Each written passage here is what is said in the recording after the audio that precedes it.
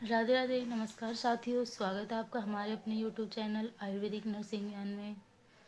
तो साथियों, आज हम एनाटमी एंड फिजियोलॉजी का टॉपिक क्लियर करेंगे, जिसमें हमारा टॉपिक होगा डाइजेस्टिव सिस्टम।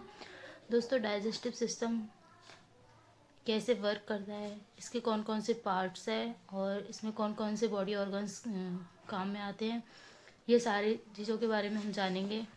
तो चलो दोस्तों, देखते हैं डाइजेस्टिव सिस्टम क्या है। सबसे पहले हम जानेंगे डाइजेस्टिव क्या है। डाइजेस्टिव का मतलब होता है जो भोजन जिससे यानी कि जटिल कार्बनिक पदार्थ होते हैं, उनका सरल कार्बनिक पदार्थों में जो कि हमारे शरीर में घुलनशील हो और हमारी बॉडी में उनका एब्जॉर्प्शन हो सके, जिससे कि हमें पोषण और ऊर्जा मिल सके। तो जटिल कार्बनिक पदार्थों का सरल कार्बनिक पदार्थों में अपघटन हो जाता है, यानी कि वो टूट जाते हैं, तो उसे डाइजेशन कहते हैं। और ये जो प्रोसेस होती है उसको डाइजेस्टिव, इस प्रोसेस से हमें जो कंपाउंड मिलता है उसे हम डाइजेस्टिव कहते हैं। और डाइजेशन में अनेक प्रकार के ऑर्गन्स मिलते हैं, जिससे पूरा एक सिस्टम बनता है, तो हम इसे डाइजेस्टिव सिस्टम कहते हैं। तो दोस्तों, हम देखते हैं डाइजेस्टिव सिस्टम को कितने भागों में बांटा गया है। आयुर्वेद में डाइजेस्टिव सिस्टम को अन्नभा स्रोतस अथवा पाचन तंत्र भी कहते हैं। डाइजेस्टिव सिस्टम को दो भागों में बांटा गया है। पहला है एलिमेंट्री कैनाल, दूसरा है एक्सेसरी ऑर्गन्स। एलिमेंट्री कैनाल में दोस्तों कौन कौन से आते हैं, ये हम देखते हैं। एलिमेंट्री कैनाल में आता है मुख, जीवा, दांत, ग्रसनिका, ग्रासनली, आमाशय, अग्नाशय, छोटी आंत जिसको क्षुधांत्र कहते हैं, और बृहदांत्र जिसको कि बड़ी आंत कहते हैं। छोटी आंत, बड़ी आंत और लास्ट में आता है एनल पार्ट, जिसे गुरुद्वार कहते हैं। तो ये था हमारे पाचन तंत्र के एलिमेंट्री कैनाल में। फिर दूसरे प्रकार से इसे एक्सेसरी ऑर्गन्स में डिवाइड किया गया है, जिसमें है salivary glands, liver, gall bladder, pancreas भी इसी में आ जाता है। और ये उंडुक तो एक इसका ही भाग है, लार्ज इंटेस्टाइन का ही भाग होता है उंडुक। ये सारे इसमें आ जाते हैं। टीथ भी एक्सेसरी ऑर्गन्स में ही आते हैं। तो हम आगे देखते हैं। एलिमेंट्री कैनाल को प्राइमरी ऑर्गन्स भी बोल सकते हैं। सलाइवा का पीएच होता है 6.35 के लगभग होता है। आहार नाल, यह मुख से गुद पर्यंत रहने वाली 9 मीटर। एलिमेंट्री कैनाल की लंबाई कितनी है? 9 मीटर की लंबी एक नलिका है। इसके पुनः निम्नानुसार भाग किए जा सकते हैं: oral cavity, pharynx, oesophagus, stomach, small intestine, large intestine, rectum, anal canal और एनस। पाचन तंत्र के अवयव निम्नानुसार हैं: जीवा, salivary glands, teeth, liver, pancreas, gall bladder. इसके अतिरिक्त अन्य महत्वपूर्ण अवयवों में उदर आवरण कला है, यानी कि उदर आवरण मतलब कि जो उदर का आवरण करने वाली जो कला है, जो मेम्ब्रेन है, उसे बोलते हैं उदर आवरण कला। दीर्घ व लघु बपावहन। पाचन तंत्र शरीर का अत्यंत महत्वपूर्ण भाग है। पाचन क्रिया का सुचारू संपादन उपरोक्त सभी अवयवों के अपनी अपनी क्रियाओं के सम्यक संपादन के ऊपर निर्भर करता है। आहार नाल के कोष्ठ, महास्रोतस, महानिम्न, मतलब कि आहार नाल को इन सब नामों से भी संबोधित किया जा सकता है, जिसमें कोष्ठ है, महास्रोतस है, महानिम्न है, आम पक्वाशय आश्रय आदि नामों से भी जाना जाता है। हम पाचन के भागों को इस प्रकार जान सकते हैं कि सबसे पहले लिखेंगे डाइजेस्टिव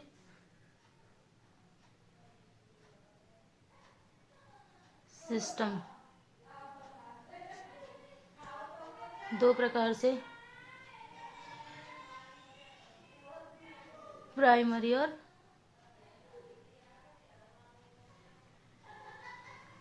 सेकेंडरी। सेकेंडरी में आ जाता है हमारा टीथ, लीवर, पैनक्रियाज,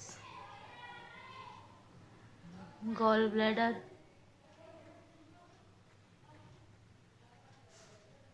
और salivary gland.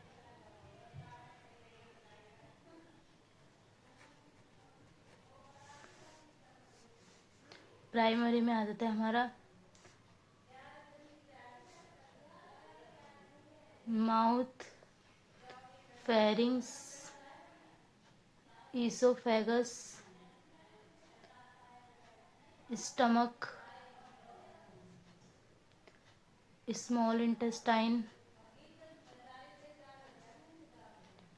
Large intestine, rectum, anal canal और एनल। फिर हम देखते हैं इसके बाद में आयुर्वेद में आहार नाल को किस प्रकार परिभाषित किया गया है। कोष्ठ पुनरुच्यते महास्रोत शरीर मध्यम महानिम्न आम पक्वाशय चेती पर्याय शब्दई। ये चरक सूत्र के 11वें अध्याय के 48वें श्लोक में कहा गया है। अंतः कोष्ठो महास्रोत आम पक्वाशय आश्रय अष्टांग हृदय सूत्र के 12वें अध्याय के 46वें श्लोक में बोला गया है। अशितम खादितम पीतम लीडम कोष्ठगतम नृणाम। ये सुश्रुत संहिता के शारीर स्थान के 4थे अध्याय के 12वें श्लोक में बोला गया है। कोष्ठ क्रूरो मृदुर मध्य शाते समयरपि अष्टांग हृदय सूत्र के पहले अध्याय के 9वें श्लोक में कहा गया है। यानी कि कोष्ठ भी 3 वात पित्त और कफ दोष 3 प्रकार के बोले गए हैं। 3 प्रकार के दोष है, वात, पित्त और कफ। और इन तीनों दोषों के कारण कोष्ठ भी अलग अलग प्रकार का होता है। इसमें होता है क्रूर, मृदु और इसमें मध्यम। और तीनों दोषों की समानता होने पर भी जो कोष्ठ होता है वो कैसा होता है, मध्यम कोष्ठ होता है। इस प्रकार से इस परिभाषा को समझाया गया है। फिर आता है मुख गुहा अथवा आश्र कुहर, माउथ कैविटी। मुख गुहा को बकल और ओरल कैविटी भी कहते हैं। क्या बोलते हैं मुख गुहा को? Oral cavity. यह गुहा आगे की ओर होठों से, पार्श्व की ओर कपोलों से व पीछे की ओर मुख ग्रसनिका के संपर्क में रहती है। देखते हैं हम कैसे। आगे की ओर होठों से, पीछे की ओर ग्रसनिका और बाद में क्या बोला गया है, पार्श्व की ओर कपोलों से। ये कपोल गाल, ये पार्श्व की ओर कपोलों से है। तो इस प्रकार ये संपर्क में रहती है। इसका शिखर भाग मृदु व कठिन तालु से व आधार भाग जीवा व अधिजीवा प्रदेश से बनता है। लिप्स एंड चीक्स के द्वारा बाहर की ओर व दंतवेष्टों व दांतों के द्वारा अंदर की ओर में जिस अवकाश का निर्माण होता है, मुख में जिस अवकाश का निर्माण होता है उसे मुख प्रगाढ़ या माउथ कैविटी बोलते हैं। ठीक है। फिर होता है दांतों के पीछे से लेकर मुख ग्रसनिका के आगे के भाग को वास्तविक मुख गुहा यानी कि mouth cavity, proper mouth cavity कहते हैं। वास्तव में दांत ही इन दोनों गुहाओं के विभाजन में भाग लेते हैं। मुख के आगे बाहर की ओर श्लेष्मिक कला व मांसपेशियों के द्वारा निर्मित ऊर्ध्व व अधः, इस प्रकार 2 ओष्ठ या होठ होते हैं। ये माउथ के बारे में बताया गया है कि डाइजेस्टिव सिस्टम में माउथ में क्या क्या चीज़ें होती है जो कि भाग लेती है इसमें डाइजेस्टिव सिस्टम में। तो इसमें होता है तालु को 2 प्रकार से विभाजित किया गया है। एक होता है आगे का कठिन तालु, पीछे का मृदु तालु। और मृदु तालु को नासाग्रसनिका, काकलक, तालव्य तुंडी केरी, ये सब होते हैं पीछे की तरफ। फिर होता है इसमें मुख ग्रसनिका, स्वरयंत्र ग्रसनिका, कंठिकास्थि, प्रघाण भाग, दंतवेष्ट जहाँ पे दांत होते हैं, अधकोष्ठ, ऊर्ध्वोष्ठ और कपोल, ये है नासा हुआ। तो ये हो गया। फिर आता है तालु। तालु निर्माण दो प्रकार से होता है। पहला होता है कठिन तालु, दूसरा होता है मृदु तालु। इसका निर्माण तालवस्तियों व ऊर्ध्व अन्वस्ति के तालु प्रवर्धनों यानी कि palatine processes of the maxilla की सहायता से होता है। यह कठिन तालु के पीछे की ओर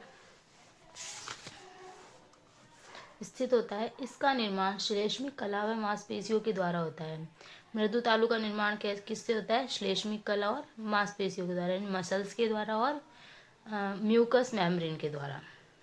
मृदु तालु के पीछे की ओर ठीक मध्य में एक शंक्वाकार प्रवर्धन निकला रहता है।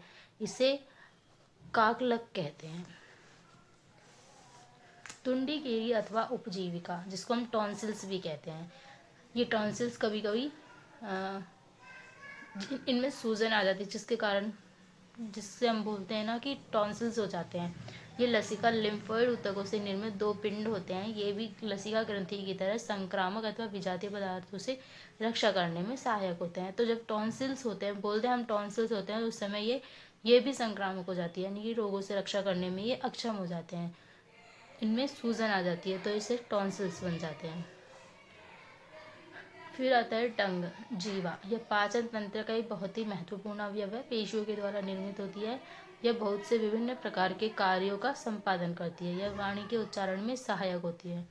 इसके अतिरिक्त आहार को चबाने में, श्लेष्मिक स्राव व लाला स्रावी ग्रंथियों से निकलने वाले स्राव आहार का विलगीकरण करने में, यानी कि उसको बोगस फॉर्म में कन्वर्ट करती है ये, जिससे कि जल्दी से डाइजेस्ट हो जाता है।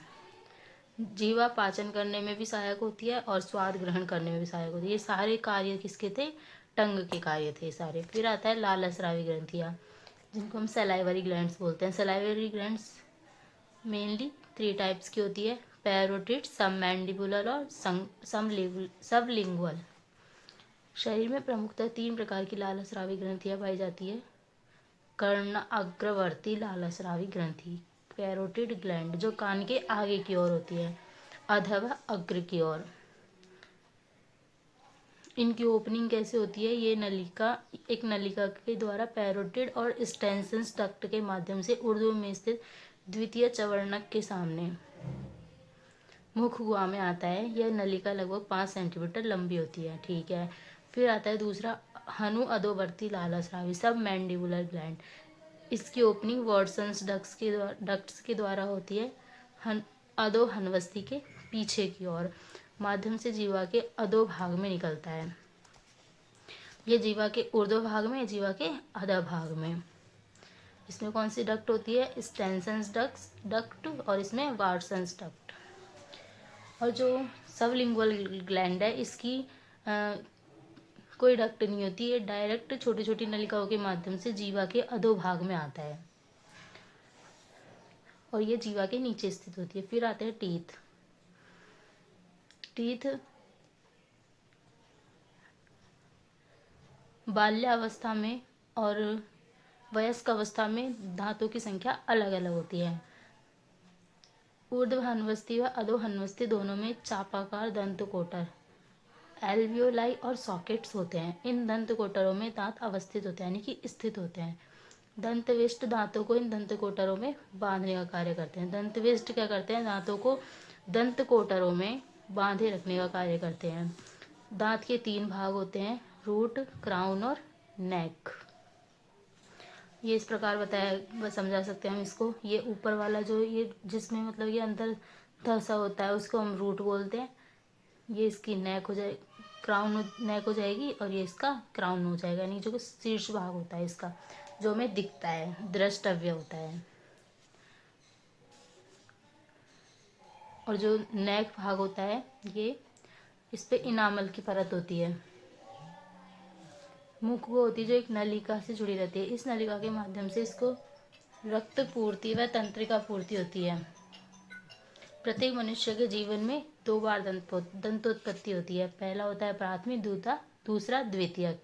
प्राथमिक को हम दुग्ध दंत भी बोलते हैं, यानी कि डेसिडस, और इसको स्थायी दंत यानी कि परमानेंट। तो इस प्रकार ये प्राइमरी यानी दुग्ध दंत होते हैं, और इस प्रकार ये परमानेंट दांत होते हैं। परमानेंट की संख्या हम एक तरीके से याद कर सकते हैं कि जो आसानी से याद हो जाती है, यानी कि ICPMM/ICPMM 2123/2123। आई ये क्या होता है? इंसीजर, कैनाइन, प्रीमोलर और मोलर। इंसीजर, कैनाइन, प्रीमोलर और मोलर। इस प्रकार ये द्वितीय दंतों की संख्या याद कर सकते हैं हम।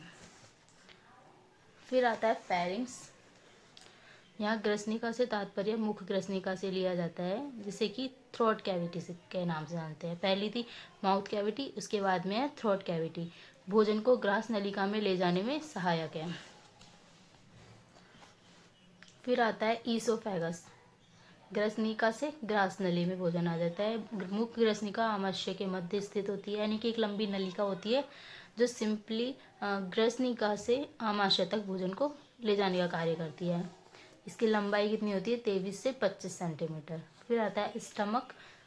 यह अंग्रेजी भाषा के जे अक्षर के आकार का एक थैलीनुमा अवयव होता है, यानी कि जे अक्षर मतलब कि इस तरह से होता है ये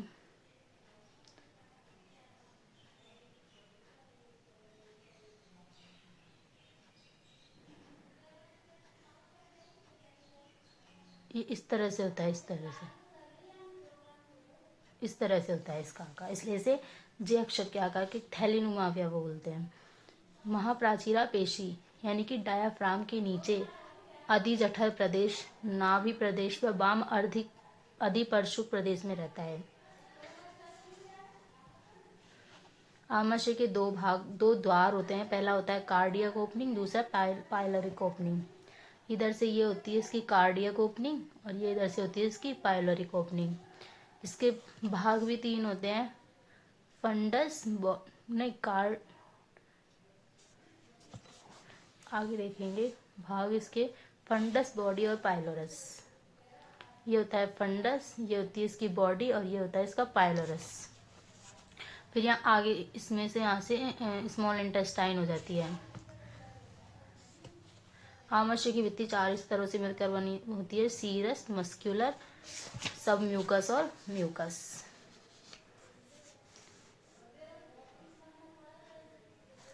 सब म्यूकस में धमनी, शिरा, लसिका, तंत्रिका हेतु समुचित स्थान उत्पन्न होता है, यानी कि उपलब्ध होता है। मतलब कि इसमें विभिन्न प्रकार की वाहिकाएं उपस्थित होती है।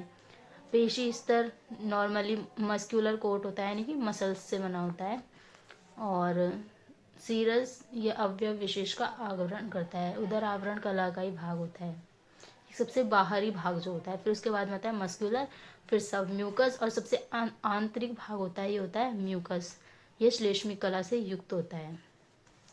फिर आता है small intestine. Small intestine 7 metre लंबी होती है, सीकम तक होती है, यानी कि शेषांत्र उंडुक द्वार से सीकम तक होती है। क्षुधांत्र के भी 3 भाग होते हैं, डोडेनम, जेजुनम और इलियम। इस प्रकार इसके भाग है। डोडेनम 4 भाग में डिवाइड होती है। सुपीरियर,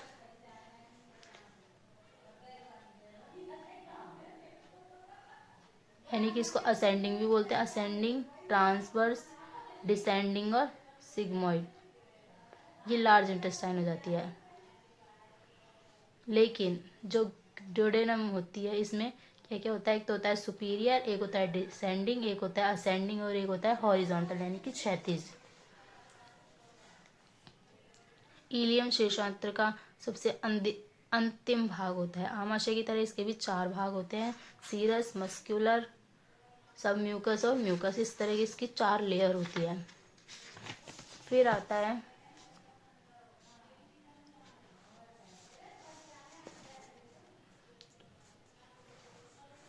फिर लास्ट में आती है बृहदांत। ये इसमें स्रावी ग्रंथियाँ होती है स्मॉल इंटेस्टाइन में। ये आंतरिक ग्रंथियाँ, ग्रहणीगत ग्रंथियाँ और ये ग्रंथियाँ क्या करती है, पाचन और अवशोषण में सहायक होती है।